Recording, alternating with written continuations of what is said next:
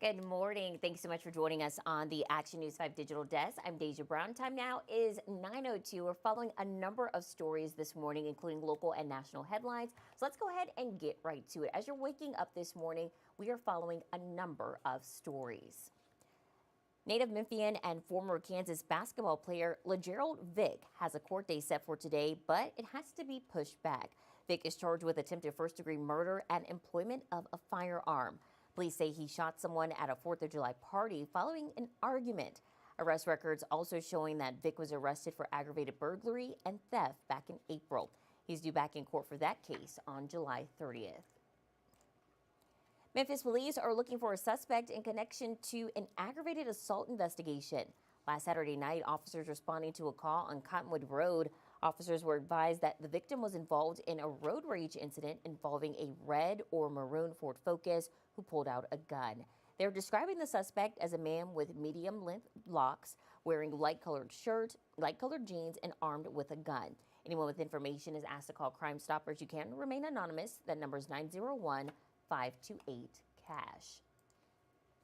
All General Sessions Criminal Courts Division 7 to 15 at 201 Poplar will be closed again this morning as the county needs more time to make repairs. The building is deep in crisis and people are demanding a leader step up. Shelby County Commissioner McWright sending County Mayor Lee Harris a letter at the end of June, asking him to issue a detailed assessment to find if the Criminal Justice Center can be saved. Since 2018, there have been 68 in-custody deaths at the county jail, and 14 inmates required medical treatment last week after the AC broke. The county says it has already spent $58 million on emergency repairs. Republican County Mayor candidate John DeBerry touring the jail yesterday, saying he wants outside experts and contractors brought in to assess what it will take to fix the facility or to determine if a new jail is needed. Democratic candidate Mikkel Lowry telling Action News 5 he supports building a modern facility, adding that taxpayers don't want to see local leaders blaming each other. Need to have a good working relationship with Shelby County District Attorney Steve Mulroy and several law enforcement leaders are at odds this morning over a national police training company. Mulroy said the training he attended raised concerns about how law enforcement agencies across the country are trained. However, he says his comments were aimed towards Force Science, not local law enforcement. Collierville Police Chief Dale Lane writing an open letter saying Mulroy did not give the officers perspective. A group of district attorneys within the Tennessee District Attorneys General Conference said Mulroy's piece is, quote, unfair to prosecutors across Tennessee who make these difficult decisions every year. This morning, we're hearing from the Tennessee Fraternal Order of Police, who says in part, if the concern is genuinely about training quality, the solution is obvious. Work with us to strengthen it. The FOP has said for years that we want rigorous, medically accurate, legally sound training for our members, training that holds up in court and keeps everyone in office, officers and civilians alike, safer. The organization also inviting DA and others to participate in reality-based training. Check this out. MFD Fire Station 38 in Whitehaven is back open after an 8-month renovation. It's near the corner of Horn Lake Road and Shelby Drive. It closed back in November. Crews were moved to nearby stations, so coverage never stopped. Memphis Fire says the goal was to create an enhanced workspace and upgraded resources. An update this morning from Bartlett City Schools as they build a new Altria Elementary School. The new school is being built behind the current one, which is near Dearmont Drive, just off Yale. They shared this map for parents explaining what areas are going to be off limits and what they may have to navigate around ahead of the new school year. This includes temporary changes to the pickup and drop-off areas. And your vote is almost here. Early voting for Tennessee's state and federal primary and county general elections kick off this Friday. You have until August 1st to cast an early ballot. Now, if you prefer Election Day, that's August 6th. On the ballot, county positions like the mayor and sheriff's office, plus the primaries for governor, U.S. Senate, U.S. House, and other state positions. More information about early voting can head over to our website, actionnews5.com. And today, the nation's largest solar project with energy storage is set to break ground in Wilson, Arkansas. The Still River Energy Center, developed by Cypress Creek Energy, is expected to create about 1,400 construction jobs, with most filled by Arkansas workers. The groundbreaking will start right before noon off of West County Road. Project leaders say Steel River is also being built with Arkansas-made materials. Pecos Steel is manufacturing more than 400,000 steel piles in Blytheville. The governor of South Carolina has chosen Lindsey Graham's sister to finish his Senate term. That's after the 71-year-old senator passed away suddenly over the weekend. Governor Henry McMaster choosing Darlene Graham Norton after President Trump said he recommended her to the Republican governor. Mr. Trump said he recommended her because Senator Graham was up for re-election this year. A primary election will be held to replace him on November's ballot. A Mississippi man is facing a gun charge, accused of driving up to the north barricade of the U.S. Capitol building with a gun. Just before noon yesterday, investigators say 67-year-old Wendell Royster asked a United States Capitol police officer for directions to the U.S. Supreme Court. The officer, noticing a gun on Royster's lap, ordering him to put his hands up.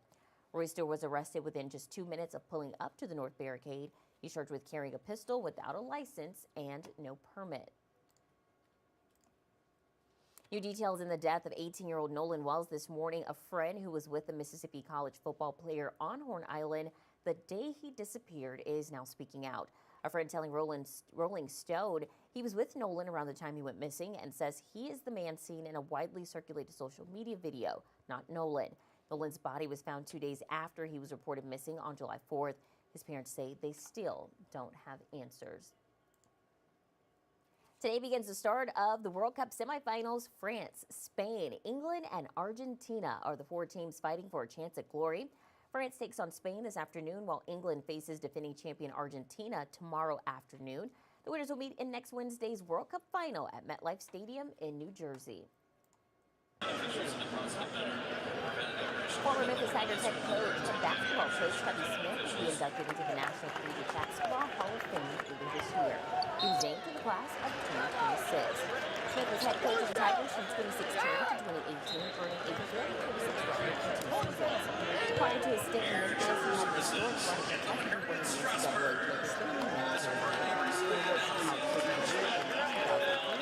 championship. And Cardinals star and former Memphis Redbird Jordan Walker is this year's winner of the MLB Home Run Derby. Walker hit 13 home runs in the first round, 6 in the second to advance to the finals. From there, he defeated Phillies outfielder Kyle Schwarber in the finals. Walker is now the first ever former Memphis Redbird to win the event. Walker was a Memphis Redbird in 2023 and 20. Who's not afraid.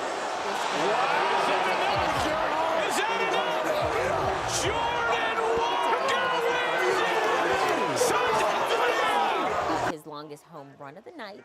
This weekend, the Redbirds will be hosting the Iowa Cubs. The sale for those tickets started at 9 o'clock this morning.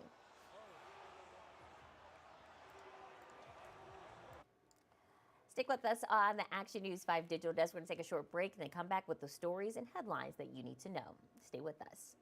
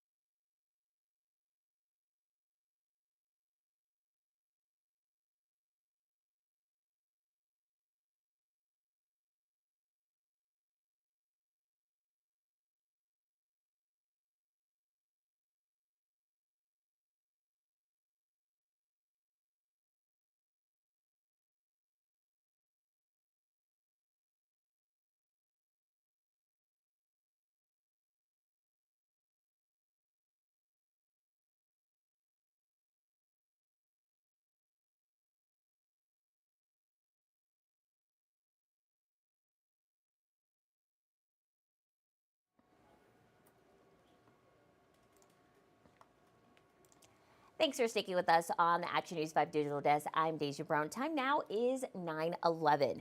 The death of Republican Senator Lindsey Graham has upended the Senate ahead of what could be a pivotal few months, from high-stakes legislative battles to judicial and cabinet confirmations. Michael Yoshida joins us with more on the shifting political landscape and what this may mean for getting some things passed through Congress. Shake-up in the Senate following the death of Republican Senator Lindsey Graham. We have lost a statesman that would bring both sides together as he did through the legislation, but he also built a bridge for the Senate to the White House. While Graham's death kicks off a political scramble to replace him on the November ballot, for the time being, it won't change Senate Republicans' narrow majority, as South Carolina's Republican governor is appointing a temporary replacement.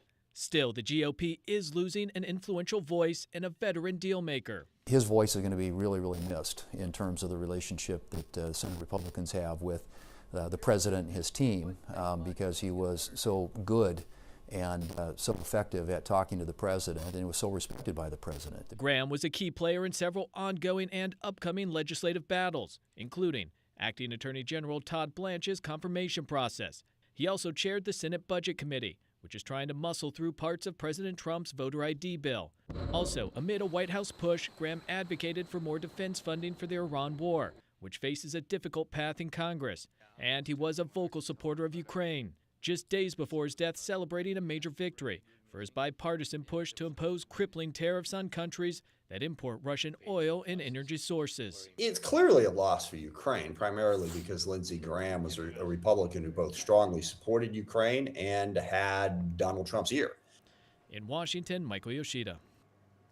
Michael, thanks so much. As you're starting your day, you may want to fill up your gas tank soon because gas prices are expected to go up again. It's due to escalating tensions between the U.S. and Iran. In today's Consumer Watch, Jen Sullivan is looking at why prices are rising and how much you can expect to pay. Prices at the pump are going up once again, but it's not all bad news. I'm not expecting that we're going to see record-setting prices yet. Patrick DeHaan with Gas Buddy says when oil prices go up like they are right now, gas prices typically increase about 24 to 48 hours later. So why are oil prices going up? Tensions between the U.S. and Iran have escalated in the last few days after both countries launched more strikes. The attacks have threatened the fragile peace agreement. Iran is keenly aware of the fact that it cannot match the United States and Israel militarily. So it is trying to turn the conflict from a military one into an economic one. And now both sides want to block maritime traffic through the Strait of Hormuz. It's a major waterway for global energy trade. Roughly 20% of the world's oil supply travels through the strait. Any small impact is going to have a very big ripple effect on not just one country, but all of us. As of Monday, the national average for a gallon of regular gas was $3.87. That's up 7 cents in the last week and 72 cents higher than a year ago, according to AAA. Gas prices aren't likely to come back down until tensions ease between the U.S. and Iran, which could take time. On both sides, we have diplomats who want to resolve this diplomatically, but at the same time, we have military officials that want to inflict pain on the other side. As long as the war continues, consumers will still feel the financial crunch. For Consumer Watch, I'm Jen Sullivan. Jen, thank you so much. A national blood emergency has been declared by the American Red Cross, the organization that supplies around 40% of all blood and blood products. U.S. Hospital says it is seeing a sharp decline in donations and a surge in demand at the same time. In today's Health Minute, Mandy Gaither has a closer look at the severity of the shortage and the types of blood the organization says it desperately needs. It happens every summer. Blood donations spiral downward while demand spikes. But this year, the hit on the blood supply has gone well beyond all expectations. In the past several weeks, we've seen an increased need from hospitals of about 3,500 units of blood each week, beyond what we would typically expect. In the month of June alone, the American Red Cross says their supply of the nation's blood has been depleted by nearly 25%. Summer is already seen as trauma season, when hospitals tend to see more serious injuries and medical emergencies. Add in people traveling, plus July 4th celebrations and popular sporting events. It's equaled an influx of people in certain areas and an unpredictable need for patients. When we see that our inventories are starting to drop and that hospitals may be forced to make difficult decisions, that's really when we need to put a call to action to bring donors in to help replenish those stores. While all blood types are needed, the Red Cross says the shortage is especially serious for O positive and B negative blood, as well as plasma from donors who have type AB blood. Someone needs a blood transfusion every 2 seconds in the United States. And so there are patients out there whose lives depend on the generosity of their community members coming in to give the gift of life. For Health Minute, I'm Mandy Gaither. Mandy, thanks so much. The police department in Fairfax County, Virginia is trying out some new body camera technology to assist in policing residents who don't speak English. Now, the new body cam can translate more than 50 languages in real time. John Doran got a look at how it works and shows how police are already using it out in the field. So the Sierras east up to the Oregon border are looking at a significant threat. Officials in California bracing for increased wildfire risks amid high temperatures and possible lightning strikes.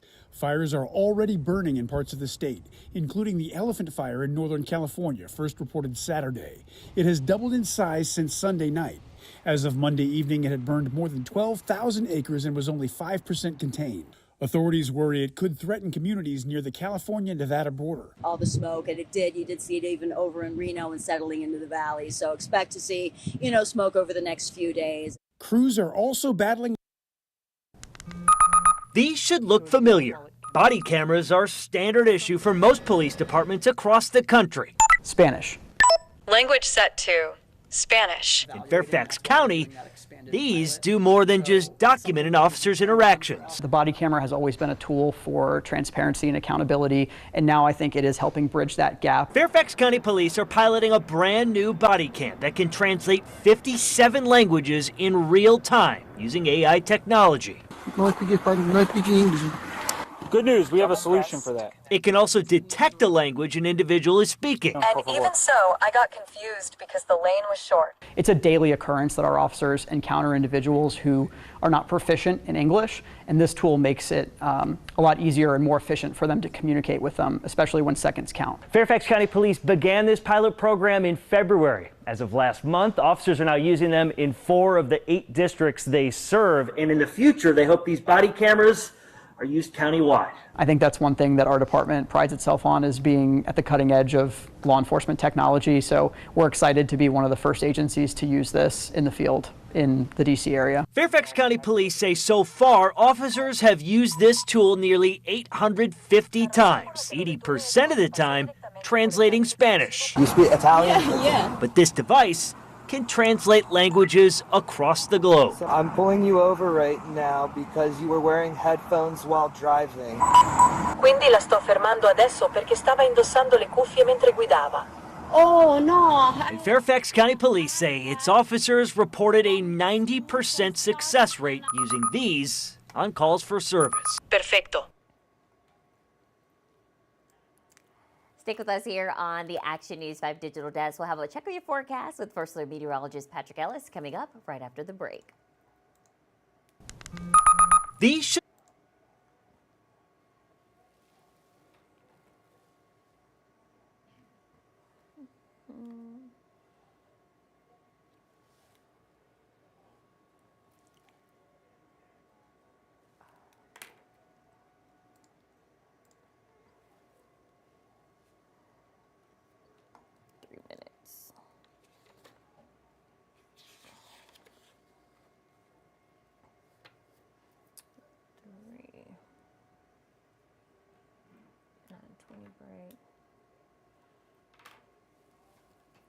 Carly Zamora.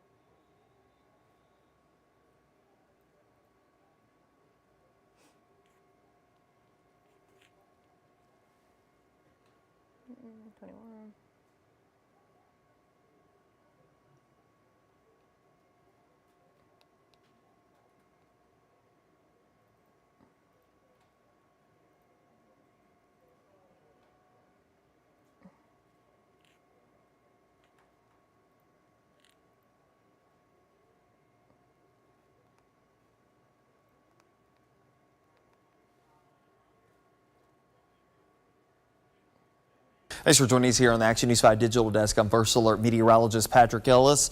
For your impact forecast, of course, we're looking at the potential for scattered showers and thunderstorms to come back into the fold. It's all thanks to this backtracking low. Basically, typically, our storm systems move from west to east. This is moving from east to west in a backwards motion. It's underneath a huge ridge of high pressure, which is anchored up along the Canadian-U.S. border right now, and that's baking the upper Midwest. But the thing is that this is also going to help to bring in the better chances for rain, and eventually some of that heat that's bottled up to the north will start nudging its way down south soon enough. But with these downpours, locally heavy, maybe a strong storm or two, we can't rule it out, but the latter half of the week we do transition out of the rain chances and back into that heat and humidity scenario. So let's time things out with our Super 7-day forecast. When we look at today, we do have a chance for some widely spaced showers and rumbles of thunder. Start rotating in along with that area of low pressure that will be moving out of Alabama, moving into Mississippi and Tennessee. So by lunchtime, better chances for rain closer to the Tennessee River Valley.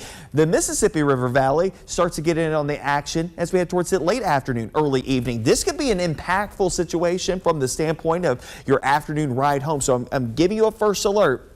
The afternoon ride home might turn a little bit more active with sporadic downpours, some of which could be locally heavy that could lead up to some low-lying poor drainage flooding. The chances for rain and storms will tend to taper off as we head through the afternoon and evening hours. Maybe a few lingering spotty downpours overnight tonight into the early hours of your Wednesday. Speaking of Wednesday, we're not out of the woods just yet. That same area of low pressure kicks off another round of scattered downpours that will likely take us into the afternoon and evening hours of your Wednesday. There you go, with a few more downpours, probably the better chances south and east of the I-22 corridor and I-55 kind of conjuncture right here. So again, our southwesternmost communities probably see the better chances for rain and storms going into your Wednesday afternoon and early evening. And again, things will start to taper off as we head through the overnight period. Getting into Thursday, we'll probably start off on a dry note again.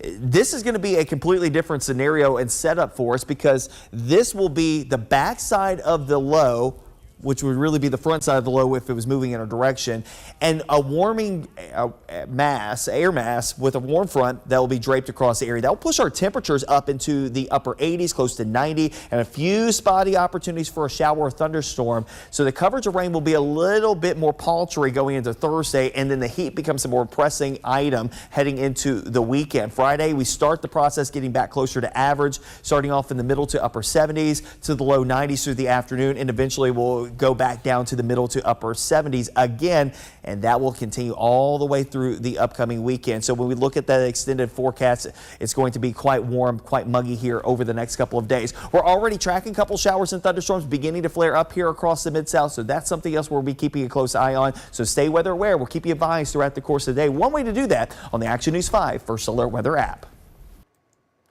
Patrick, thanks so much. High temperatures combined with dry conditions in some areas are fueling wildfires in several states. Meanwhile, a deadly heat wave is smothering Europe as wildfires rage there as well. Reed Binion has the story. So the Sierras east up to the Oregon border are looking at a significant threat. Officials in California bracing for increased wildfire risks amid high temperatures and possible lightning strikes. Fires are already burning in parts of the state, including the Elephant Fire in Northern California, first reported Saturday. It has doubled in size since Sunday night. As of Monday evening, it had burned more than 12,000 acres and was only 5% contained. Authorities worry it could threaten communities near the California-Nevada border. All the smoke, and you did see it even over in Reno and settling into the valley. So expect to see, smoke over the next few days. Crews are also battling a wildfire in Colorado that has left utter devastation in its wake. So right now, we're sitting at 98,609 acres with 36% containment.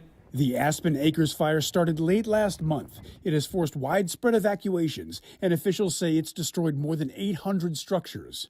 Meanwhile, in Minnesota, multiple wildfires have prompted the governor to mobilize the National Guard.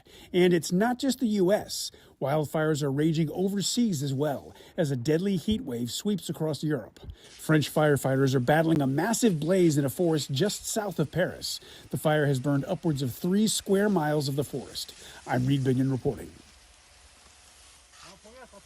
I've always said this was one of the most beautiful places I'd ever seen in my life. The entire town of Beulah evacuated as the Aspen Acres fire rips through southern Colorado. It's very sad. Now, after 2 weeks away, many evacuees are re-entering. Do you have your driver's license with you? Yes. And Devon Davis and David Steele know what they're about to walk up to. Do you know if your property is intact or total loss? Total loss. The sea of green that has been Davis's view for decades We used to come here as kids. turned to a sea of brown. These were the steps going up to the front porch. It is astounding how nature just evaporates it. But Davis finds peace in what remains. Where there's life, there's hope. This town experienced a lot of damage, but fire crews were able to save the downtown area, which means a lot to this couple and so many other residents. This is like the core, and if the core had gotten decimated, it would have been a lot harder to rebuild the town. Davis says she will not be rebuilding her home to the level it once was. We lost $200,000 worth of value within minutes, and there's no insurance, you can't get it up here. But she will find ways to help heal her property. Do mushroom cultivation because it'll help put the mycelial network back into the soil more quickly. Because she loves this place and doesn't want to go somewhere else. You love the land and it becomes part of your family, and you don't abandon it just because it's going through a hard time. It's just the beginning of a new cycle. Davis plans to document her journey as she brings her land back to life. We are envisioning the future. The fire is still very active and many parts of Beulah remain on pre-evacuation, so residents should stay alert.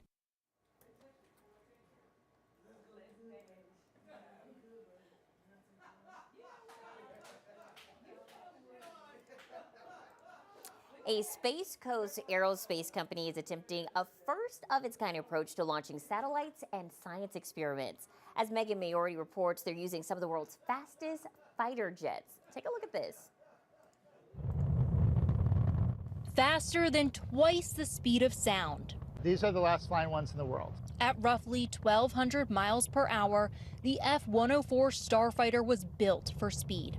We've gotten it up to Mach 2.02. And they're right here in our backyard with plans to put satellites and science experiments into space without the giant rocket. Elon and Blue Origin, they're trucking companies. They're very big, massive rockets and satellites.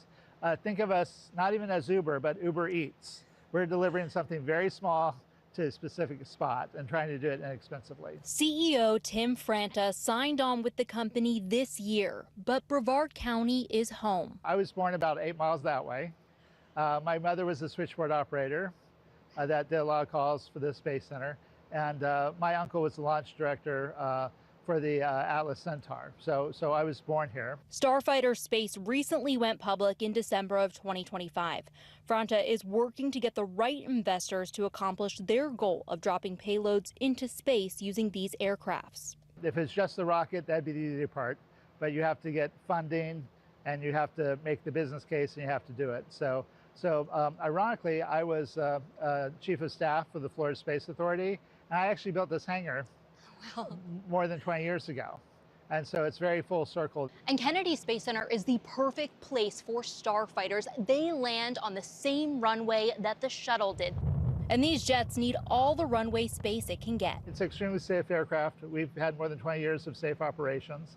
But it is a race car. You have to know what you're doing. He tested out the aircraft himself, flying 2 missions on the F-104.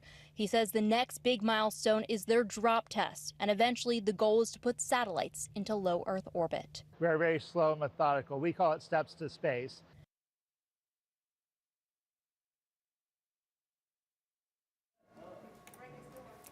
Hey Carly, it's Deja. Can you hear me okay? Hey, yeah.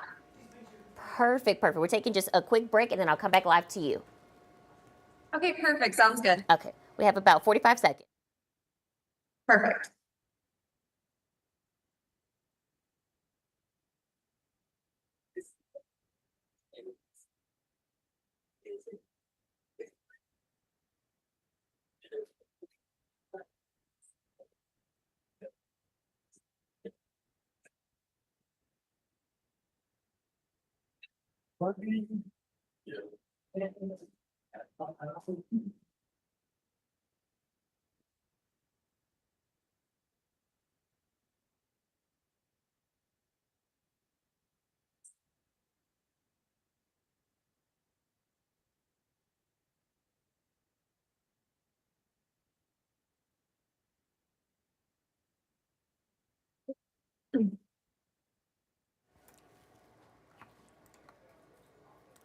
Good morning. Welcome back to the Action News 5 Digital Desk. I'm Deja Brown. We have an exciting live interview coming up. I have Carly Zamora. She's the Adult Education Coordinator over at the Memphis Botanic Garden, and we're talking about something very special. It's the Incognito Art Auction and Party this year. It's 2026. We have to talk about this. I'm so excited. Carly, thank you so much for joining us. Let me go ahead and pull Carly up for us. Give me just 1 second here so we can go ahead and talk about this. Yeah, I'm really excited. This is one of my personal favorite events. Not to be biased for all of my programming, but it's just such a fun time. I'm really excited to talk about it this morning. And Carly, for people who aren't familiar, first let's go ahead and talk about what the Incognito Art Auction is. First of all, it's more than 100 original unsigned works by artists from across the Mid-South. Yes. So that is kind of where the name comes from, is the entire idea of this art auction that benefits the Memphis Botanic Garden and specifically our education department as well. The idea is that we have 107 pieces this year, which we're really excited about. 107 different pieces that are completely unsigned. You don't know who the artist is. You don't know what they've done. And the exciting part is you may know an artist or think you know an artist, love their work, show up to the show and not be able to really pick it out. You kind of look around and you're like, I think it's that, I think it's this. But the whole idea is that you bid on what you love, not who you know. So that's kind of what kickstarted this Incognito Hidden Artist show that we have. And Carly, for people who want to attend, tell us the dates. They can actually see it right now through the end of the month. Yes, absolutely. So as we said, we have about 107 pieces all throughout our entire garden space. And that's going to be inside our visitor center, down the hallway that I'm in right now. This little feature of pieces behind me. It is actually on display now, and it has all of the tags. Something I really liked including this year is all of the tags actually have a little statement from the artist as well. I think it's so almost important and really interesting to have all of the artists kind of give a little inspiration, a sentence about why they loved making this piece or something that made them want to make this piece. So you can walk around and read all the different artist inspiration for their work.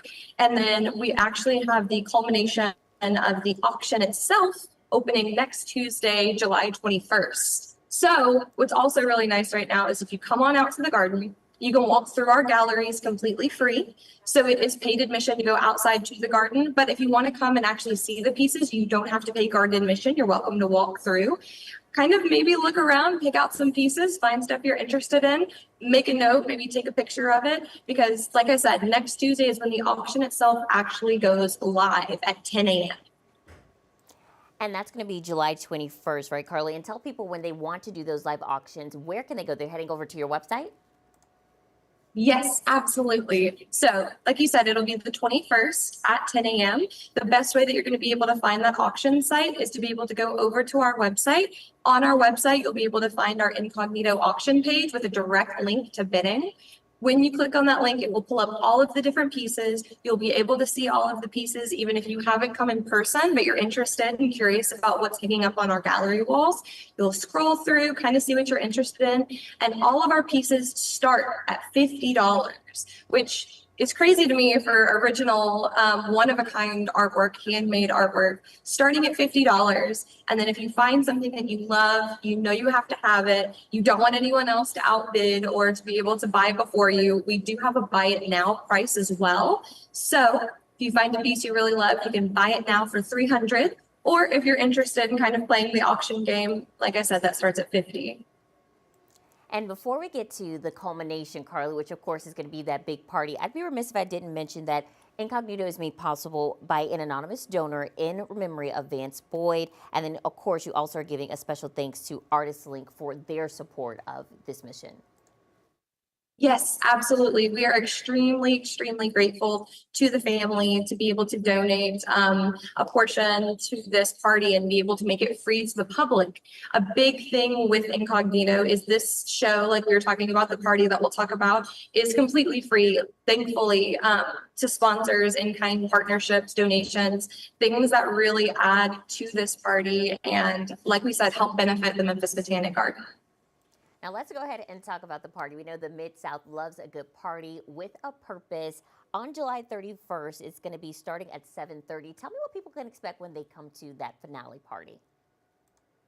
Yeah, so on July 31st, our party actually starts at 6. So we have some different timelines throughout the night to be able to have some different good highlights. The party itself will start at 6. Like I said, it is completely free. It is not garden admission. This party will be completely free and open to the public as well. It's also all ages, obviously with different art shows. Maybe the littles wouldn't be as excited, but maybe you have some young budding artists, teenagers that want to come out and see actual one-of-a-kind pieces of art and be able to interact with artists. Actual, the artists walking around the event, talking about it. They'll all be in attendance as well. But if you have family, friends, anybody that you just want to come out, we'll have some different bars for drinks available for purchase. We'll have our inside cafe for Tellies that'll be open, selling little boxes for food. And then throughout the party, it's from 6 to 8.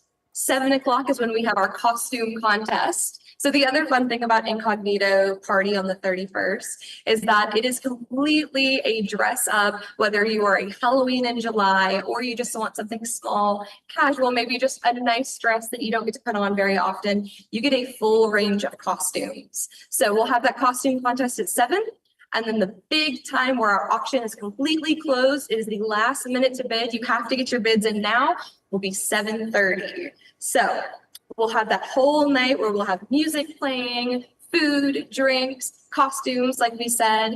And then also, if you don't have a costume and you don't really know what to expect, or you're like me, where a loose dress code's a little nerve-wracking for you, we'll also have a DIY mask making station. So we'll have the ability for you to come for free, make your own little costume, your own mask for free, and then just walk around and enjoy some art.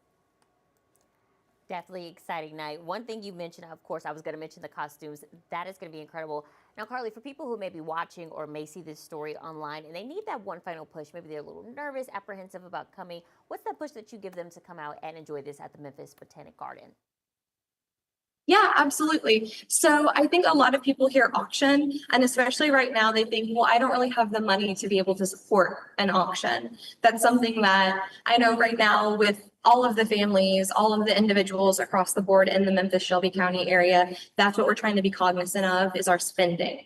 That is why it is so important that we have people come out, support completely for free, and why it's so important to me for this to kind of be a community builder. So you were saying previously that we have one of our different art organizations, Artist Link, that is supporting this year's and the previous year's art auction itself. To me, this is like I said, important that it's a free event just to be able to have people come out, but B, it's such an important event to be able to build community.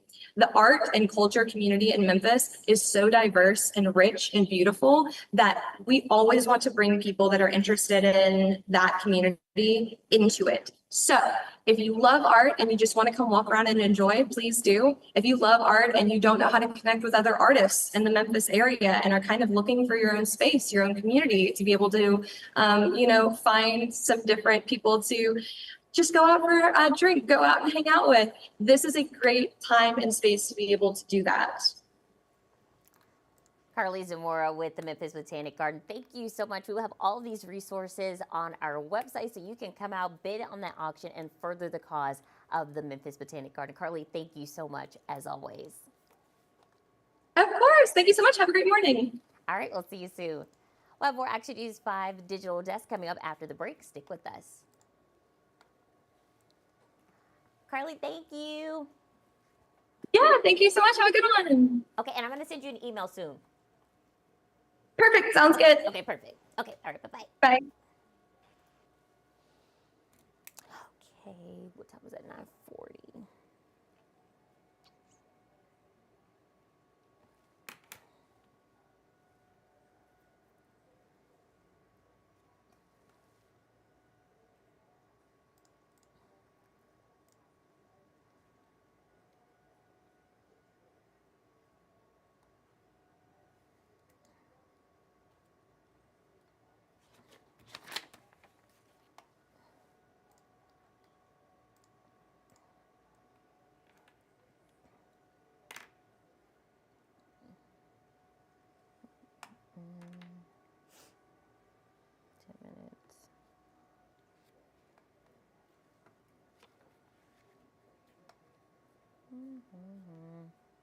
Hey girl, hold on one second. Let me do this little team stitches thing real quick.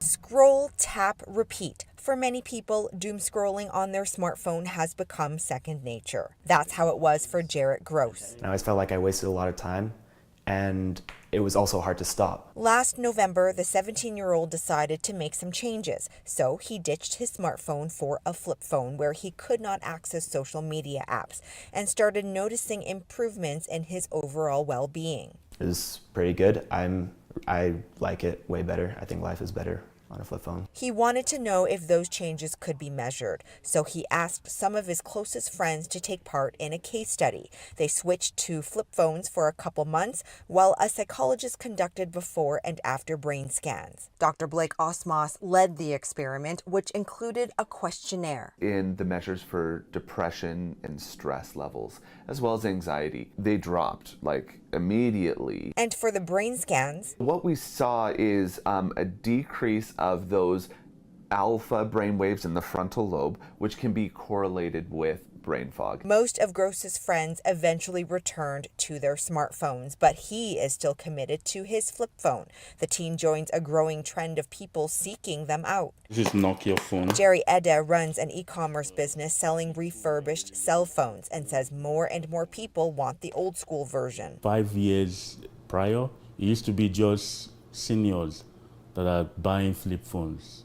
But right now we are seeing even the younger generation. Ede adds that parents are also looking for flip phones for their kids. And asks, why are you buying a flip phone for your kid?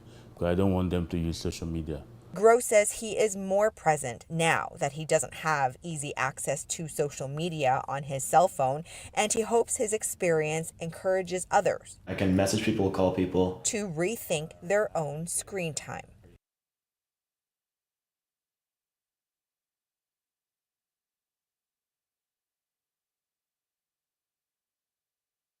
Right about here, Miss Judy. Make sure you lock your walker. Okay, now let's go back. It's Cedar Creek Senior Community. Well, we got this. You're gonna do great. It's go time. Ready, guys? Cheetahs! We've got spirit, yes we do. We've got purpose, yes we do. Go Cheetahs! Cedar Creek is fun. We enjoy ourselves here. And part of that enjoyment is an intramural sports league with LifeSpark's 40 different senior homes. Cheer is a newer addition. And Wendy Zimmerman is? Yes, I am the director of fun, 100%. Why specifically cheer? I think it's just the idea that there is nothing that can limit our seniors. So when LifeSpark comes up with some sort of idea and says, I want to do this, we all say yes. How are we going to do that? I'm not quite sure, but we'll figure it out. And they did. I love the pyramid with the walkers. Yes. I think that was my favorite move. Yeah, they absolutely laughed thinking I was kidding. I'm like, I'm not kidding. And then we did it once when we did our first intergenerational practice. And it was like everybody's eyes just lit up and like, oh. That's the move. Yes, yeah, that's it. Key to that move is the younger contingency. Kylie, Cora, and Liliana, who have assimilated perfectly. The coolest thing about this is helping out the seniors. I've been known for doing cheer for a long time and I love volunteering. You know, it's just fun to work with the seniors. They're always in a good mood and they're just a joy to work with. And do they ever work hard? At the end of the day, we're tired. And while it's mostly a women's game, My wife likes doing it. I'm being honest with you. but they are all in this together and all in at that. We're doing a lot of things I never thought we'd do. When I see them achieve things that they started out thinking they couldn't do, it just makes you feel very proud. For years, social media companies have touted their safety tools and features as proof that they are prioritizing the well-being of their younger users. And while researchers say those are definitely making a difference, they tell us they remain concerned about what younger users and minors can still encounter online. We had a very simple question, which was just, do these safety tools work as described? In this report, Assistant Professor Laura Edelson and researchers at the Cyber Safety Research Center tested 86 youth safety features across TikTok, Instagram, Snap, and YouTube to see if children could realistically find and use them. And what we found is that 60% of those features didn't work in some way. Researchers created child and adult test accounts to evaluate safety features for minors and limits on online adult interactions with children. So, for example, on Snapchat, there are supposed to be restrictions that prevent adults from messaging kids who they're not connected to. But when we tried to do that, we actually couldn't find any evidence of any kind of restriction on that. The social media companies largely dispute the report, saying their features work as intended or that the test didn't represent typical use of the platforms by kids and teens. Online safety advocates say parents shouldn't rely on settings alone. It's not one size fits all. So a couple of years, definitely at least 6 months beforehand, really starting to engage with them about asking questions, what your concerns are, what they think they're going to see on these platforms, how they want to use it, how their friends are using it. Now, this report did not look into parental control features, only focusing on those settings that the minors or younger users could turn on for themselves. The social media platforms we reached out to say these parental controls are key to add a layer of protection, making it harder for the younger users to bypass certain settings, like the screen time limits and other safety features. Reporting in Los Angeles, I'm Maribel Gonzalez.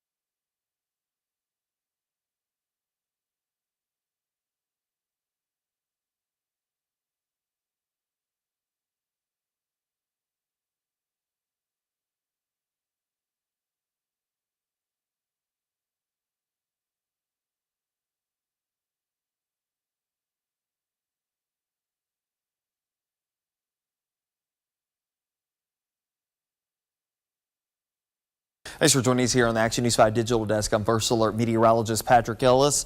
For your impact forecasts, of course, we're looking at the potential for scattered showers and thunderstorms to come back into the fold. It's all thanks to this backtracking low. Basically, typically, our storm systems move from west to east. This is moving from east to west in a backwards motion. It's underneath a huge ridge of high pressure, which is anchored up along the Canadian-U.S. border right now. That's baking the upper Midwest. But the thing is that this is also going to help to bring in the better chances for rain. And eventually, some of that heat that's bottled up to the north will start nudging its way down south soon enough. But with these downpours, locally heavy, maybe a strong storm or two, we can't rule it out. But the latter half of the week, we do transition out of the rain chances and back into that heat and humidity scenario. So let's time things out with our Super 7-day forecast. When we look at today, we do have a chance for some widely spaced showers and rumbles of thunder. Start rotating in along with that area of low pressure that will be moving out of Alabama, moving into Mississippi and Tennessee. So by lunchtime, better chances for rain closer to the Tennessee River Valley. The Mississippi River Valley starts to get in on the action as we head towards the late afternoon, early evening. This could be an impactful situation from the standpoint of your afternoon ride home. So I'm giving you a first alert. The afternoon ride home might turn a little bit more active with sporadic downpours, some of which could be locally heavy that could lead up to some low-lying poor drainage flooding. The chances for rain and storms will tend to taper off as we head through the afternoon and evening hours. Maybe a few lingering spotty downpours overnight tonight into the early hours of your Wednesday. Speaking of Wednesday, we're not out of the woods just yet. That same area of low pressure kicks off another round of scattered downpours that will likely take us into the afternoon and evening hours of your Wednesday. There you go, with a few more downpours, probably the better chances south and east of the I-22 corridor and I-55 kind of conjuncture right here. So again, our southwesternmost communities probably see the better chances for rain and storms going into your Wednesday afternoon and early evening. And again, things will start to taper off as we head through the overnight period. Getting into Thursday, we'll probably start off on a dry note again.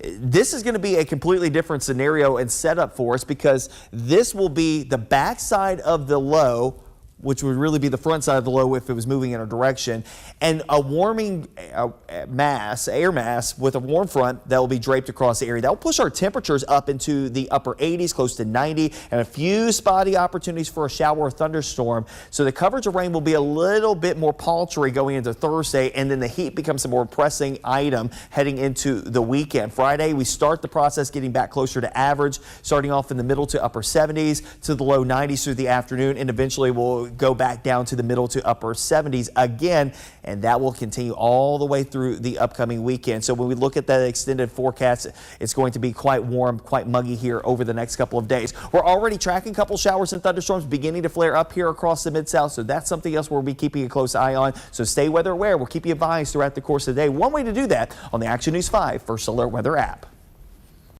I heard that it was like local, like it's now here. Word has spread fast about the uptick in cyclosporiasis cases in Michigan, with some even seeing the effects firsthand. A friend of mine got sick a couple of weeks back. According to the Michigan Department of Health and Human Services, more than 2,600 cases of cyclosporiasis have been confirmed in the state since late June in 40 counties, including Ingham, Eaton, and Clinton. It's not new. The difference is, like, for this current outbreak, we are not able to identify the source yet. I spoke with infectious disease provider Dr. Ambreen Mellick Monday about possible causes for the rapid outbreak, and she attributes most cases to contaminated fresh produce items. Like lettuce, cilantro, snow peas, raspberries. Symptoms like explosive diarrhea, stomach cramps, bloating, and nausea can be associated with this infection. And the biggest question I heard from neighbors on Monday is, how do I know the difference between a common stomach bug and cyclosporiasis? From regular bacteria or virus, people get sick for 2 to 3 days, but this particular parasite, it causes illness for almost more than a month. So that is important to know. Dr. Mellick says while this infection is not contagious and is self-limiting, immediate care for the harsh symptoms is recommended so healthcare providers can prescribe antibiotics to treat the illness. In the meantime, Health Sparrow officials encourage Michiganders to increase hand washing and buy fresh produce rather than prepackaged items, as the hospital works to increase PCR testing capacity and develop a test expected to be covered by insurance plans.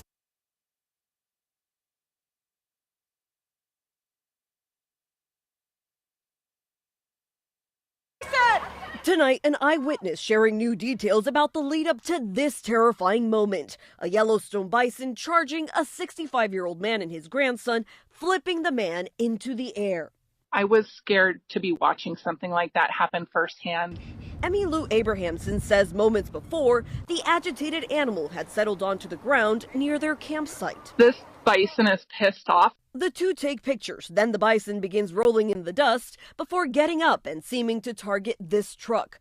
A rapid charge. Both tried to run and hide, with the bison chasing the man around a group of trees, stopping to trash one around before it catches up. The massive animal tossing the man several feet. It was terrifying. When the bison jumped up, it looked like it ran after the man and the kid, and we could see the bushes shaking. The man's family says he underwent surgery and is on the mend, telling us the grandson is also okay. Everyone's bison! Photographer Mike McLeod captured the animal's powerful charge. It was like watching a bulldozer move out at 45 miles an hour. It was breathtaking. And while there's no indication anyone did anything wrong, a reminder to use caution as you enjoy the beauty of our parks. It doesn't take but a second for a wild animal to change their mind. Camila Bernal, NBC News.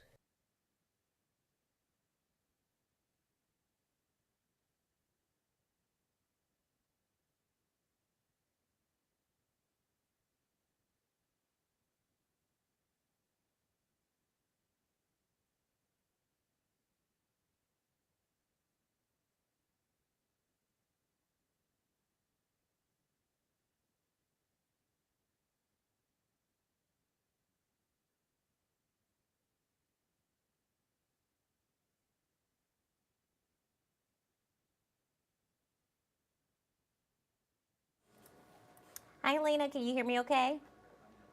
Yes. Perfect. And then just for clarification, pronounce your last name for me. McCasland. McCaslin. Perfect. Aquatic supervisor at Lifetime, Collierville. Okay, perfect. We have just about 45 seconds left in the break, and I'm going to come out to you, okay? Okay. Perfect. You look stunning. Thank you.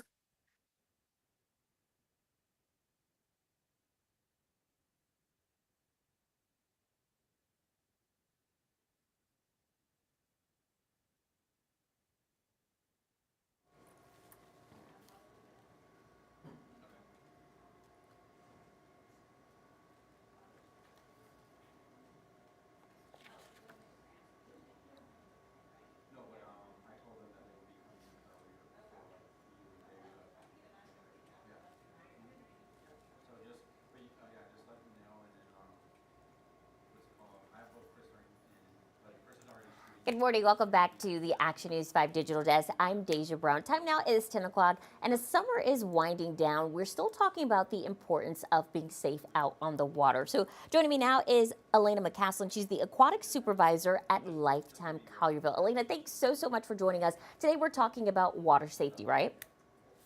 Yes. Okay, so we are so excited to talk about Lifetime, but talk about the importance, whether people are visiting pools, they're visiting lakes, maybe rivers. Water safety is critical, not just this time of year, but always. Yes, water safety is important all year round because we're always around bodies of water, whether that's a pool, lake, beach. We're always visiting places like that, and it's super important that parents are always watching their kids and making sure they stay safe in those bodies of water, because no matter how deep it is, there could always be a risk of drowning, and that is something we always want to be able to prevent ahead of time.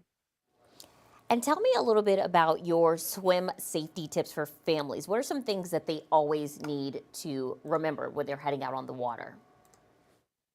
Some safety tips I would say is, one thing we do here at Lifetime is a 25-10 test, to where if a kid cannot they cannot swim 25 meters continuously, then a parent or an adult needs to stay within 10 feet of them. That is alongside of us having lifeguards on stand all the time, because then the parent is kind of that first barrier of prevention and the lifeguard is the second, just in case. So I would say that's one step, is making sure your kid can swim a little bit. And if not, then making sure you're always within a certain amount of distance. And then second is just kind of getting into those swim lessons. We have swim lessons for all ages here at Lifetime. We start as early as 3 months, and we have some for adults even who want to maybe get a little bit better in their swimming skills. So I would say those swim lessons are super important, even just helping like our younger kids, if they accidentally fall into the pool, just teaching them those skills to float onto their back or reach to the edge so they have that survival chance. And I know when we talk about confidence in the water, I know you offer swim lessons for all ages, but research suggests starting as early as possible builds children's confidence in the water so then they're not really afraid. Yes, that is one thing for our younger levels is that we're very much like making sure they are comfortable in the water and not scared of it, because sometimes that if they start to drown and they're super scared, that can make the drowning process a little bit faster if they're flailing around a lot. But if they stay calm and resort to their swim lesson skills, it may give them a better chance. And we talked a little bit about the 25-10 rule. Tell me a little bit about some other safety tips. I know there's I guess it's called a 1-to-3 swimmer to non-swimmer ratio. Tell me a little bit about that. Yes, so we definitely have that here at Lifetime, especially with our summer camp and our kids academy. We recommend parents that one parent for every 3 non-swimmers. That way you're not having to focus on a bunch of kids that may be in life jackets or can't swim super well, so that you can focus on a certain amount and not having your head pulled to so many different directions that you may miss one that is struggling a little bit and needs some help. So we do recommend one parent or adult for every 3 non-swimmers. And for our swimmers, it's a 1-to-6 ratio for that as well. And we know that safety is super important, especially at Lifetime. Talk a little bit about, people may not think about this, being CPR certified. Sometimes when people think about going out on the water, they're not really thinking about the possibilities that they may have to perform CPR. Yes, CPR is super important. I recommend everybody get CPR certified if they are able to.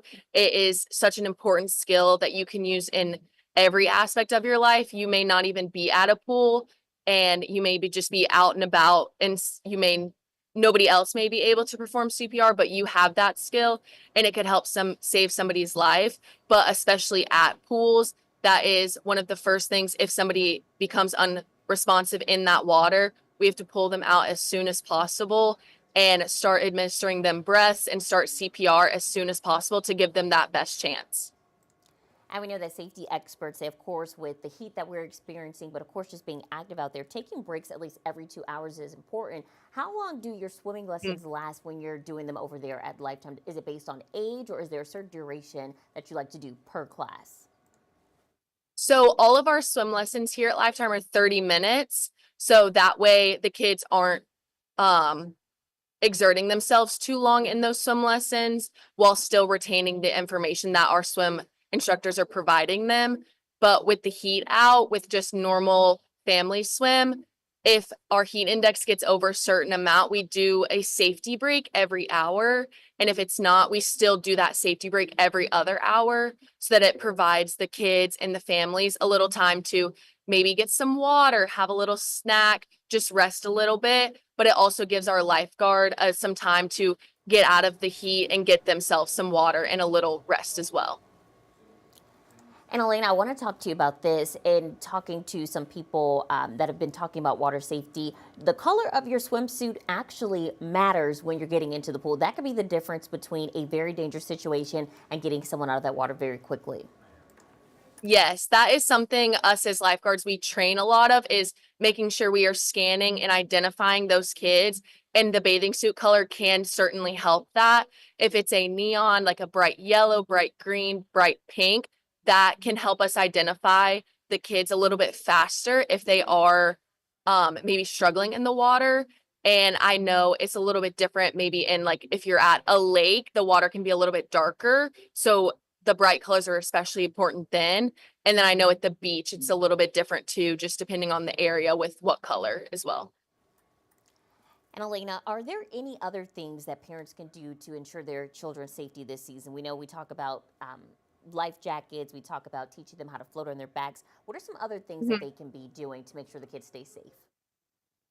I would definitely say 2 things is the life jackets. That's super important. Here at Lifetime, we only allow USA Coast Guard approved, which means that it is foam inside and not inflatable.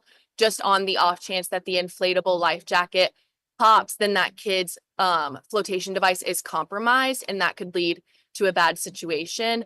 But on top of that, I would also say making sure parents are staying attentive to their kids in the water, making sure they're not on their phones or being distracted by having a conversation with other parents on the side. That is super important as well.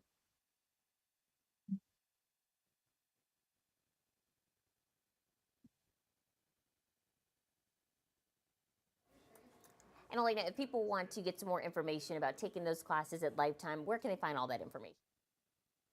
You can go onto our website and find that information under swim or aquatics. And I know here, our location, if we have new members that add juniors onto their account, we do give them a complimentary month of swim lessons. So that's always a good plus side here if they want to get introduced into those swim lessons and see if it's the right fit. But yes, if they ever come in and ask the front desk, we can always come up there, give them some information ourselves as well. And Elena, is there anything that I didn't ask you that you feel is important to mention? I would just say making sure you're staying alert, whether you're a parent, it's a sibling watching out for their children, or you're just a bystander at the pool. Just staying alert no matter where you are is super important, because even if it's not your responsibility, your kid watching, it's not going to hurt to stay alert to those kids in the water if you can help them.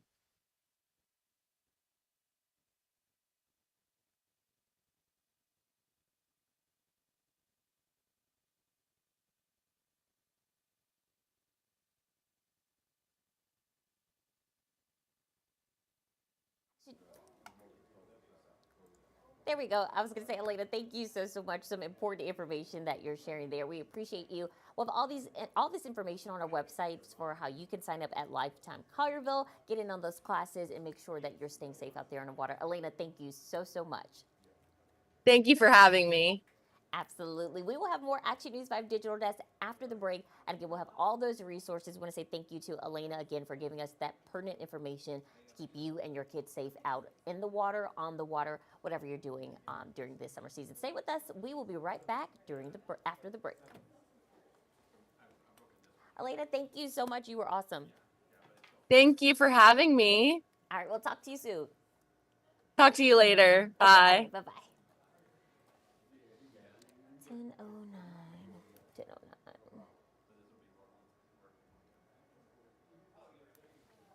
Hey, Hannah. Is she over there? Oh, never mind. Can you see how many breaks we got left, Shayna? Because I think I took an extra one. It's TMP. Okay. Thank you.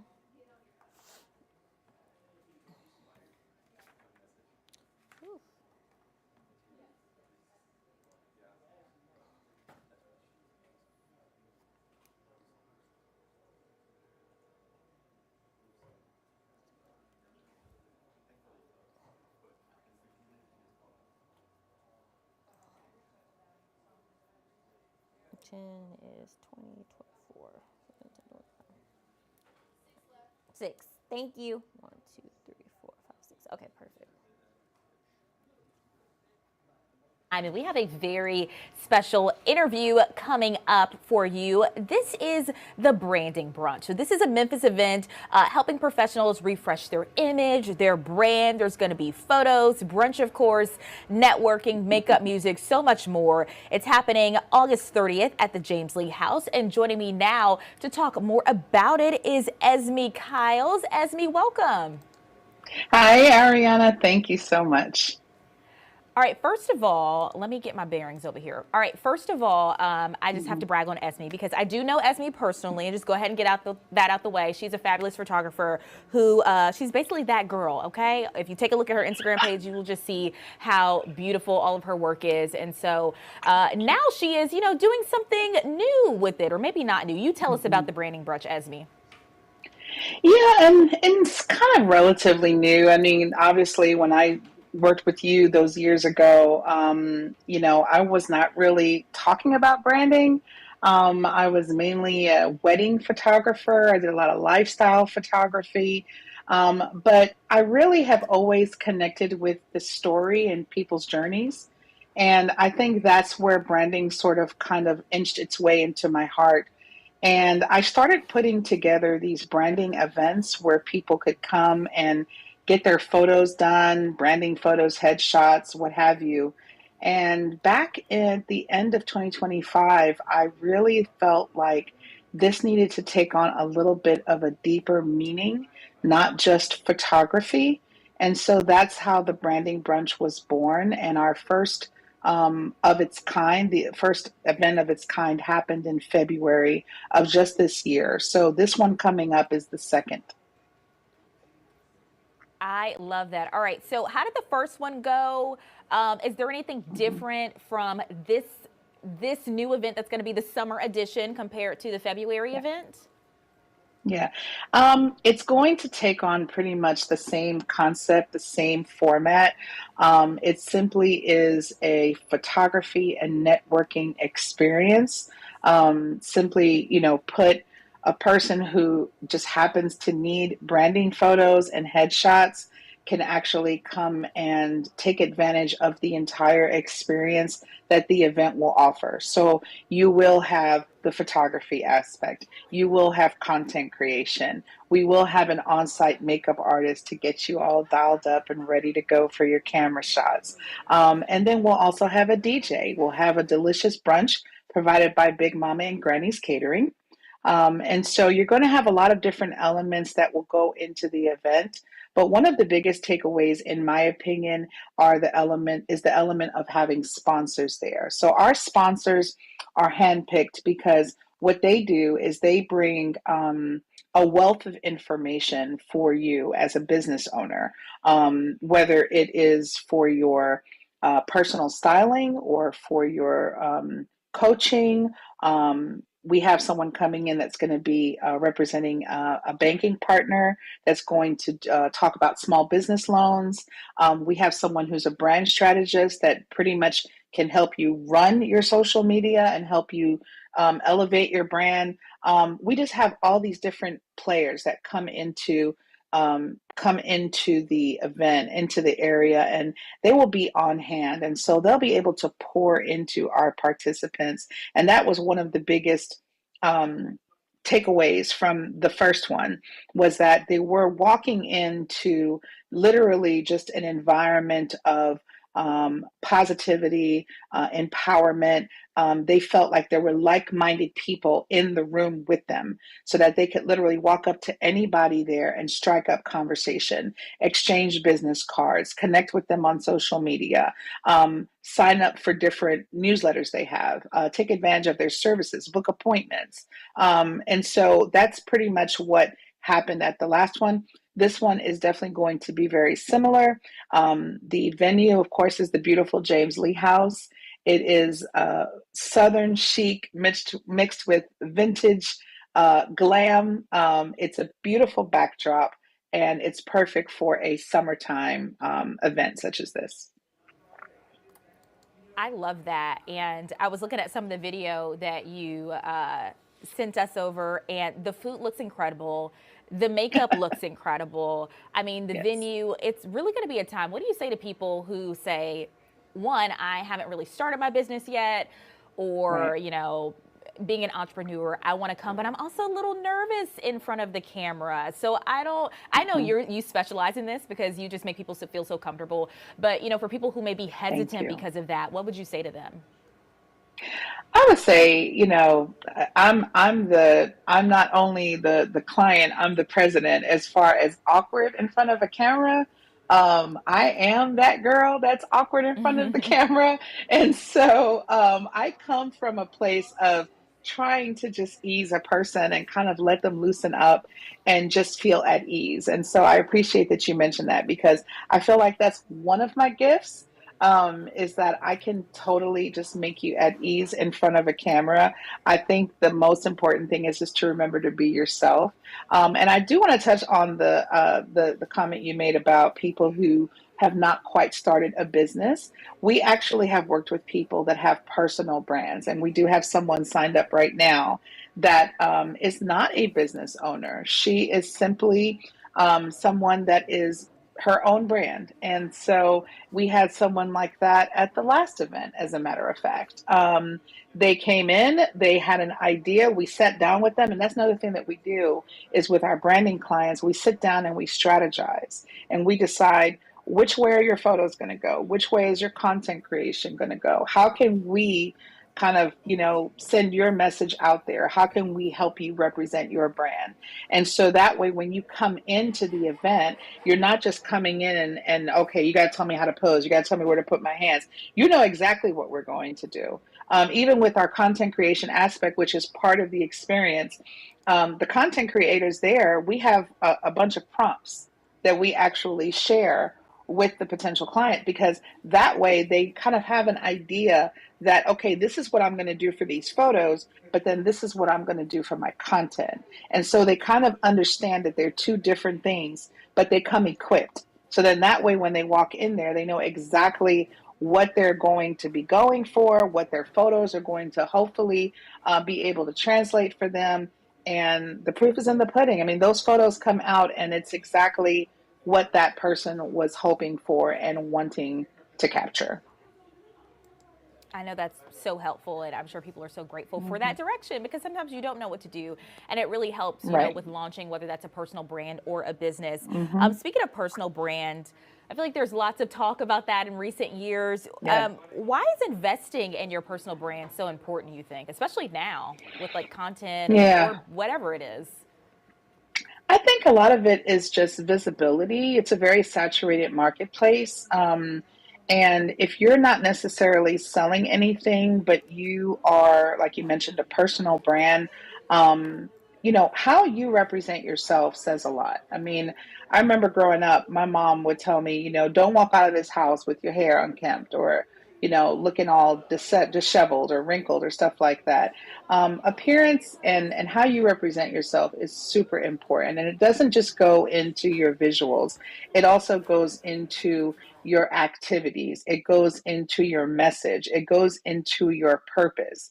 And so whatever you are putting out there into the universe should be represented well. And so a brand, for instance, my brand, even though I am a photographer and I shoot weddings, I shoot branding, and you probably know a dozen, wedding photographers or a dozen headshot photographers. So how do I stand out in that market? Well, I have to come to the table with something else. In my opinion, my brand is the energy, the positivity, the personality. I want to come on set.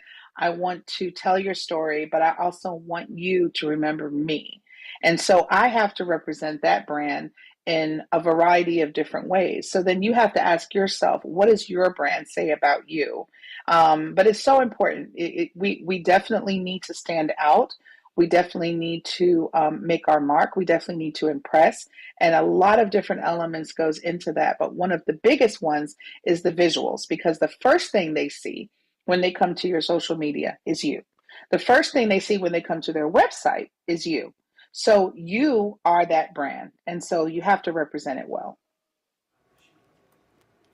Absolutely. All right. So people who are watching this are like, okay, I'm sold, I'm in. Are there limited spots? How does that work? And what do they need to know? I wish we could just welcome everyone. I wish this was like a ticketed event that you just go to the door and buy your ticket and walk in. But no, there are limited spots. This venue is not just a huge, large outdoor venue. So there is a capacity limit there. And then the other thing is that some of these sessions run 30 minutes. And so there are a handful of those. There are some that are just 15 minutes. And then there are some that are simply just like 5-minute headshot slots. So there's a variety of different options there. The website will tell you what the current availability is for each of those. There are some people who are coming for the entire experience, which is the VIP experience. Those are 30-minute sessions, and we have only 7 slots for those. And 3 of them, I think 3 or 4 of them are already taken. So we do have some room for those. And then we also have, like I said, those headshot slots and the reason I opened up headshot slots was because I want people to come down and enjoy the event. I want people to come away with something visually. And so they will have their headshot updated, but I want them to come and have brunch and meet our sponsors and mix and mingle and connect and enjoy the networking aspect of it. And maybe, like you mentioned before, you might be hesitant or you might be a little nervous, or maybe you just had a branding session done, or maybe you just had a headshot session done. Just come down. Take advantage of the headshot and brunch experience so then that way you can come in, enjoy the entire experience, get an updated headshot, and then walk away with a lot of other things, other connections, meeting other people. You never know what doors can open when you get in the room and you connect with people. You just never know. Absolutely. Definitely more than the photos. All right. So it is the Branding Brunch Summer Edition, Sunday, August 30th at the James Lee House. Is there anything else we didn't touch on that you want to add, that you want people to know? We are partnering with New Memphis. Now, anyone that knows about New Memphis, they are a wonderful organization that believes in the betterment of people, which leads to a better Memphis. And they have so many different initiatives. They have their LDI program. They have so many different services that are offered to not just small businesses, but also even college students. And so to have them partnering with us is an amazing thing. They truly believe in the purpose of what we're doing. And so we are going to have them, we hope to have them on site as well at the event, but they will definitely be involved with our promotions. And then we have just an amazing group of sponsors this go round.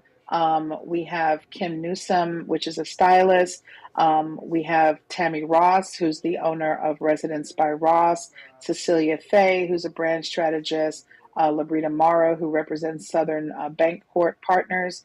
The list goes on. So we have so many amazing sponsors that will be present and that will be offering their services. And so we really want you to come down, if nothing else for your headshot, but come down and take advantage of the entire experience. And I also want to mention our vendor partners. Like I mentioned, Big Mamas and Grannies. Our makeup artist is Imani Nathaniel. Our DJ is DJ Sledro.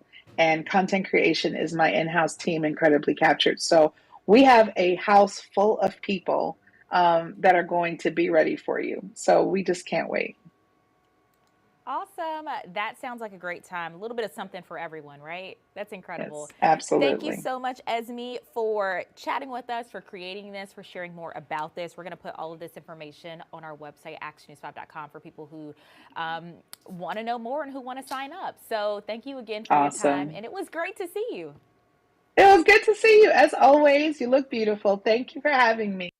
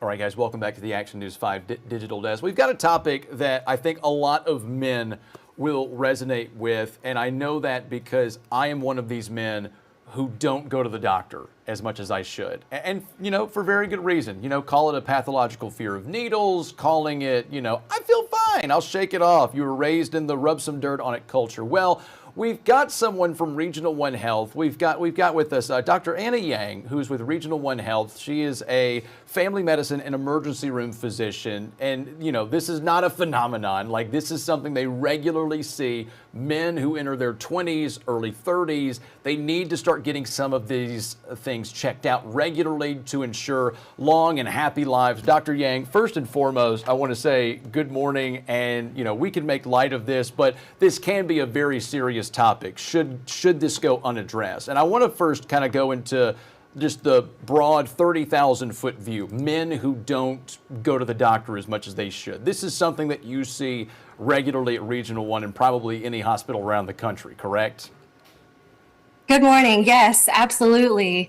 Especially since I'm on both sides of things, right? I'm on the primary care world of things and also the ER side of things. And so, we are really happy when we see men come into the primary care side of things and taking initiative and concerned about their health and wanting to get their preventive screening before they end up seeing me in the emergency room, when, it may be too late to do things because they just, haven't been going to the regular doctor beforehand to get things screened for and tested for and treated early. Right. And so what are the reasons that they give why they don't visit the doctor? I mean, for me, simple. Pathological fear of needles. I do it if I need to. I had strep for the first time 2 winters ago. Had to get a steroid shot, some antibiotics. If it makes me feel better, I was in a place where I'm just like, fine, I'll take the needle. But most of the time, my incentive to eat healthy and to keep an active gym routine is because I don't want to get stuck by needles. But what is it that you hear? What's like a very common theme from men that they give to justify not coming into the doctor? Yeah, well, definitely fear of needles is a big one. There's, also there's the standard, if it ain't broke, don't fix it saying, Right. If I feel great, then there must be nothing wrong, right? Everything must be okay. And, if I feel fine, why mess with it? And some say that going to the doctor is just going to be bad news, right? If I go, I'm going to hear something is wrong and then I'm going to have to do something about it and it's work and it's time, but I feel fine. So, maybe it's better just to not go and not hear the bad news and not know about it. If I don't know about it, it doesn't exist, right? So, things like that. And also some of it's just time, right? We're all really, really busy. We all have a lot of different priorities, family and career and all sorts of things. And so it's tough to find time to make your own health a priority sometimes when you've got so many other things going on. Scheduling time and also not knowing who to trust, right? There are a lot of physicians out there. We don't know who to go to or who to trust or who is going to be good to us. And some people are also worried about being forced into uncomfortable procedures or invasive examinations that they don't want. So there's a whole host of reasons. Some of them, very justifiable and it's all very, understandable.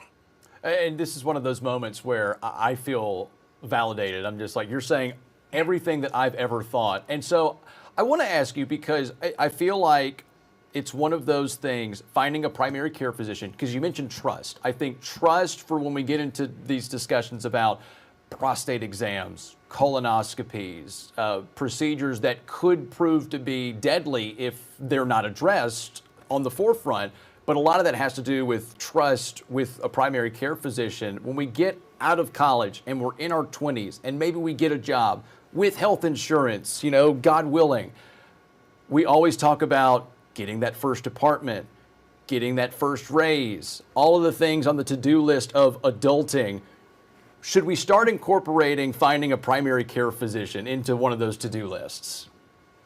Absolutely. I mean, it's more and more important that things be caught early, especially as we've learned more and we've grown more in, the medical industry, and we're now able to do more and treat things, especially when they're caught early. There's so many things, that people die from these days that could have been, prevented or caught early and taken care of. So yes, it's absolutely super important. And the trust process sometimes is a quick and easy process and sometimes can be a longer process. Sometimes it takes some time and meeting multiple people and going to a couple appointments before you find the person that you're, comfortable with. And the first doctor you go to doesn't have to be, the person you stay with either. We all understand that this, patient-doctor relationship is incredibly important. And so finding the right one can take some time. So starting early and just going to an appointment and seeing what it's like and, trusting us that we're really trying to look for your best interests and we're not here to force you into anything that you don't want to do or are uncomfortable about. Right. Let's start talking about, the 20s is when these conversations or these moves, if you will, to try and find that primary care physician or that specialist need to be done. But, you think why? Your 20s, you still think you're in the peak physique, you're in the prime of your life, nothing in the form of a medical ailment is going to come upon you. Like, it's completely out of the realm of possibility. But the mid-20s, especially for me, I'm 32 next week, and I've had these conversations with my doctor where he's like, okay, we are testing and finding colon cancer earlier and earlier in men in their 30s. Maybe it's the time to start having that conversation about a colonoscopy or some sort of a procedure to where we can at the very least just check it off the box. Hey, we don't see anything. And I'm glad we went through the process to making sure definitively we couldn't find it. So what are the things that people in their 20s should start looking for? And let's go age bracket wise, 20s to 30s, 40s to 50s, 60 and up. What is it that we're looking for and why are these routine exams so important?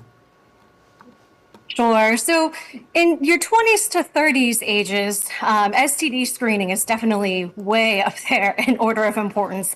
And even just kind of building that habit of seeing a primary care physician, going to somebody, and oftentimes learning about, the right things to do and how to take care of yourself and good, healthy habits and building those, things in your life and incorporating them into your daily life so that they become, a normal part of your life and getting those habits early. But STD screening is important. And then also, based on genetics and family history, right? Just because you're in your 20s doesn't mean cancer is impossible, doesn't mean high blood pressure, diabetes, even heart disease. I mean, it's not impossible for, a young person in their 20s to have a heart attack. I know it's incredibly rare, but it's definitely not impossible. I think we just had one in the Memphis area recently. So it's still important to get tested for all of these things that, we think about happening later in life. But, starting in your 20s for sure is important. And then as you age and as you get older, your risks, especially for men who are at risk for heart disease, the silent killer, and it's silent because they feel fine until they don't. And so, heart disease and diabetes screening and, cholesterol screening, all those things are important to know about because even if you don't feel anything and even if you're, potentially living as healthy of a lifestyle as you can, sometimes these things can still happen that are completely out of your control. And the sooner they get taken care of and addressed, the better. And then as you continue to age, cancer screening even becomes more important. You may have started cancer screening earlier based on your family history. But, even without a family history, we start talking about, is prostate screening right for you? Is, screening for aortic aneurysm right for you? Is lung cancer screening right for you? And definitely, colon cancer screening as well. So there's a lot of things to think about as someone ages for sure. But the trend is, we start with, the things that younger people are doing and building that, good relationship with the physician early. And then as, someone ages, the, risk for cardiovascular, heart, blood vessel and, stroke risk and things like that. And also cancer screening. I don't know if you would follow this. I certainly do. I was a big fan of Top Gear. Former host Jeremy Clarkson was making headlines all across the world because he's a beloved figure because he had a rapidly developing form of prostate cancer, but he's in remission now because he got screened early. And I think that was a big wake-up call. You know, it's not until, you know, maybe a celebrity or someone who kind of is in that realm of he's in his 60s, he's about cars, he's about farming, he's very masculine. If it ain't broke, don't fix it. And so for him to come out and to say, I got screened early, I was able to catch this, I felt fine, and now I'm going to feel fine because I got screened early. I don't know if you followed that. I find the timing of this interview with the Jeremy Clarkson remission news, you know, from the medical community. Had you followed anything like that? Yeah, I have seen that. And there's so many other kind of similar stories. And I love them because it kind of makes them more relatable and it kind of breaks that barrier of, you know, men having to think that talking about health and talking about health problems that they personally are going through is a sign of weakness, right? That, you know, if I'm here talking about my cancer or, you know, something like that, if I go to the doctor or show any sign of, you know, that I'm not this strong, independent person, that this is somehow a sign of weakness. But it's not. It's a sign that you care about the people you love and your family, and you want to be around long enough to take care of them, be able to do all the things. And so going to the doctor is a sign of strength, I think, you know, to get things taken care of, to not be in denial, and to be aware of what's going on as soon as possible.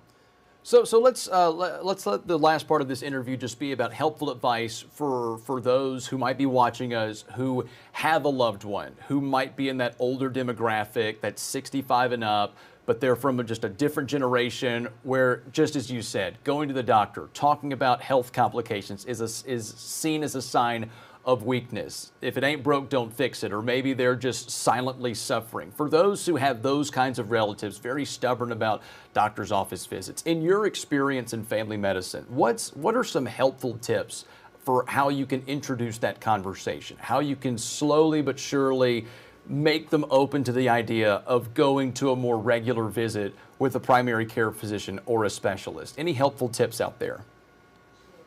Yeah, I think the most important is going to be the support of their family and friends. And if they are surrounded by people that they trust, who also encourage this and want them to go for, I think that's the most powerful thing, and that's the most helpful thing. By the time I see them, you know, we're on one or two sides of things, right? If they're seeing me in the primary care setting, and we're here for prevention, that's amazing. That's wonderful. And I can't tell you how many things that we've caught early that we've been able to manage so that some of these downstream, you know, really bad outcomes were avoided. And, you know, I've got multiple success stories of people who've, you know, talked their family into coming and brought somebody who, you know, in a couple of months to a year, this could have been a very different conversation. So the sooner that can happen, the better. And there's not a too late point if you start now. On the other side of it, though, you know, in the ER side, I see this all the time too, is where, you know, they've come in, they haven't had a primary care in, you know, 20, 30, 40 years. They've never seen a doctor potentially. And they have all of these things that have been going on in the background that weren't aware of, that weren't being treated, they didn't feel bad for. And now suddenly they're incredibly sick. Their quality of life is terrible. They've been, you know, potentially suffering for a while, not saying anything to anybody. There's no reason to suffer silently. We're all here to help. We all want what's best. And the sooner we can get you back to your full health and your full potential, you know, the better you can take care of everybody, do the things that you love, and live a fulfilling life.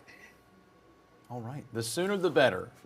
If we can sum it up in a couple of words. I love that. Dr. Anna Yang with Regional One, thank you for coming on. Very important topic, and perhaps this is my cue to set up an appointment with my primary care physician, something I haven't done in a while. Yes. So for all the men out there who are rolling your eyes, look, I'm with you, but my wife is going to get a kick out of this interview when she sees it, but we'll get off me. And thank you again for coming on to the Digital Desk and sharing this important information.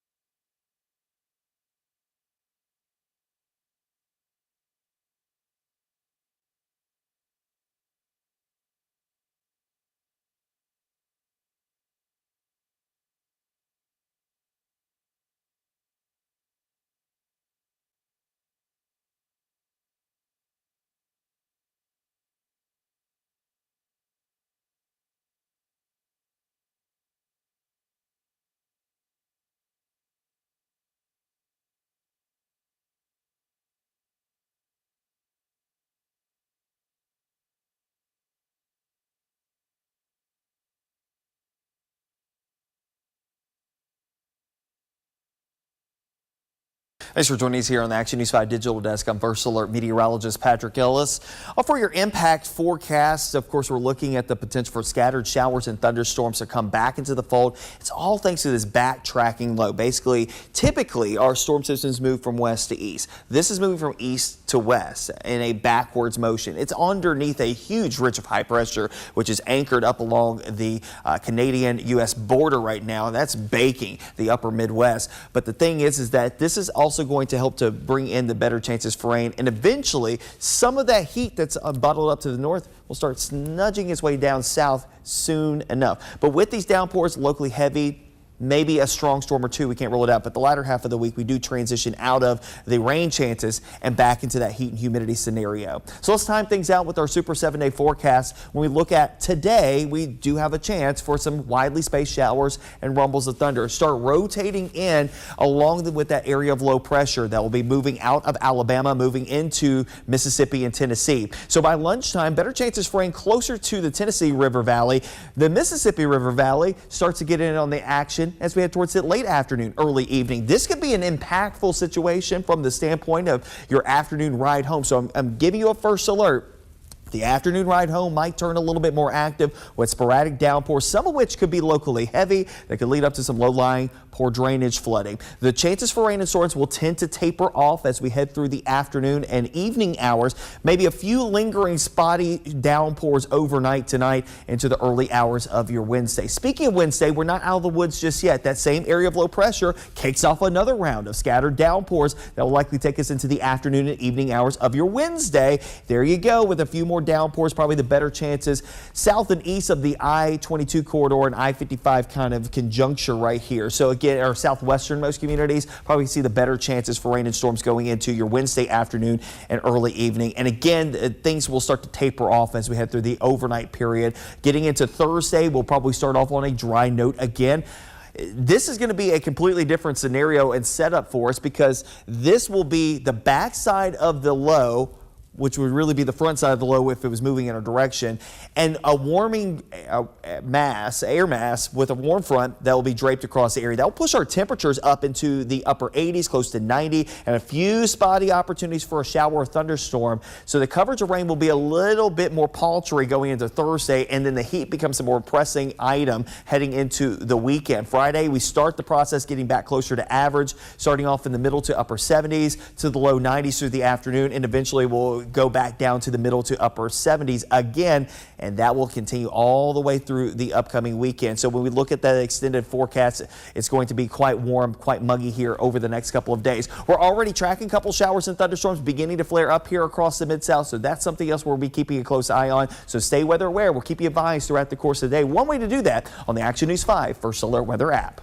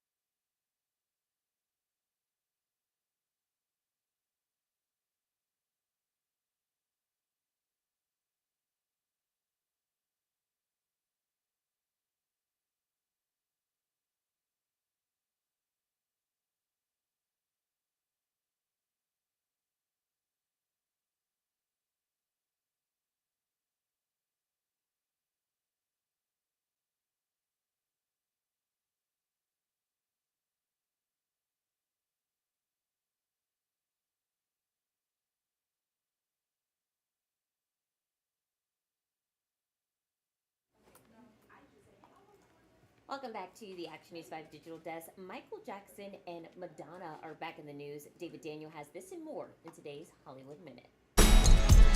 You know what I'm after? You want to be the biggest star in the world.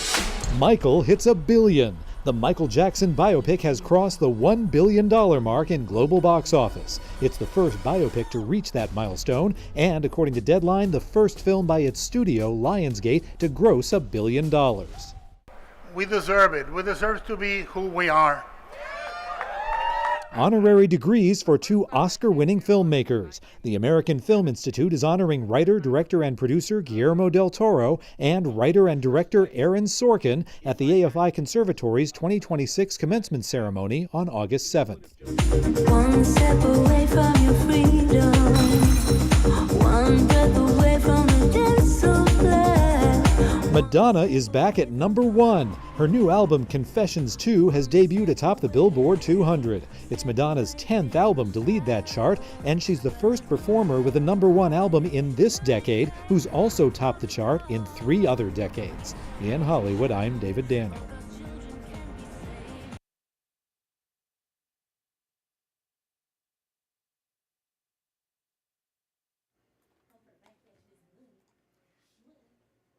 Christopher Nolan has assembled an all-star cast for his latest film, an adaptation of the ancient Greek epic, The Odyssey. David Daniel takes a look and talks with Nolan and the cast. Do you know what I'm after? You want to be the biggest star in the world. Tell me what you remember. A wife.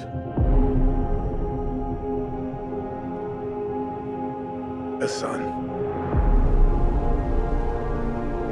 And then what? We won the war.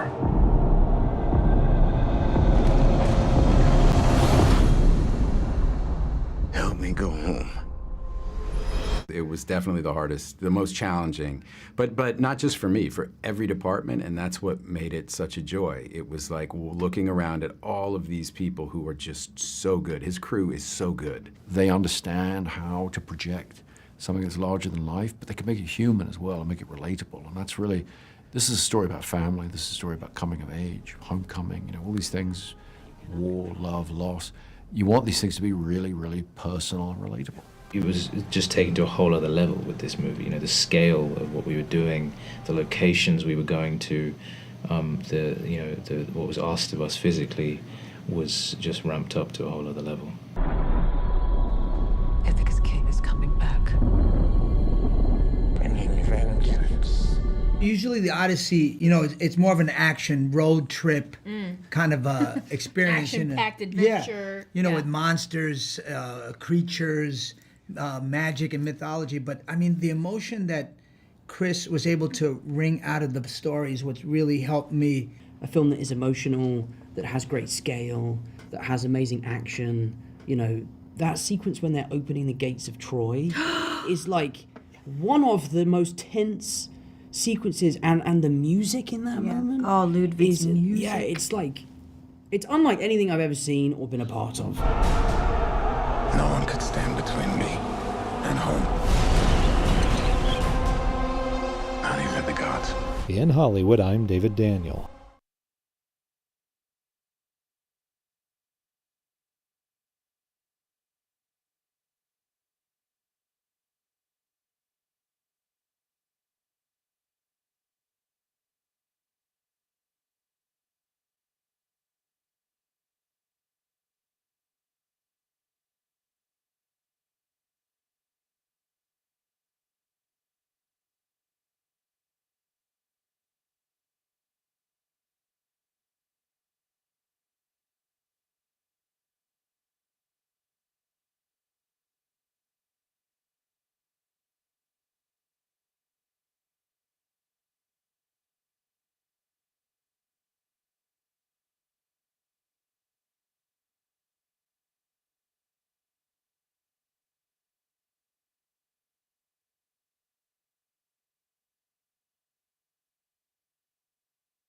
At Shriners Children's Portland, the idea is it's a ring that we place on our patient's head. Pediatric spine surgeon Brian Menapace explains the concept easily enough. And then it's attached to a traction device or some weights or springs. And then against gravity, it allows the back to straighten out. But visualizing halo gravity traction can be tricky. especially if you're a kid with scoliosis or another spinal condition. We often will direct patients to photos or videos online, which are great, but you can't really experience it when you're just looking at it on a 2D screen. That's where these models come into play, fitted onto American Girl dolls. Seeing how the device will look like and how it will work might help them not be as anxious with staying in the hospital for a while or going through that procedure. Designed and 3D printed by former patient Marissa, she'd shared a bit about her robotics program at school with hospital staff, sparking an idea. I designed it in a simplified way that doesn't look too complicated and something that looks better for playing with the doll. It was so beautiful to see her face light up when the idea was planted and it came to life in her head before my eyes. Kim Baker, a certified child life specialist, helps kids learn to cope during their hospital stay. To have the opportunity to do that through play is the key for children. So to have these toys on hand, absolutely mind-boggling, incredible. She believes will make a world of difference. Best way for kids to learn about what their treatment might look like before it actually happens. I'm really proud of my work, and Shriners Children's has done so much to help me, and it's been awesome to be able to find my own way to give back.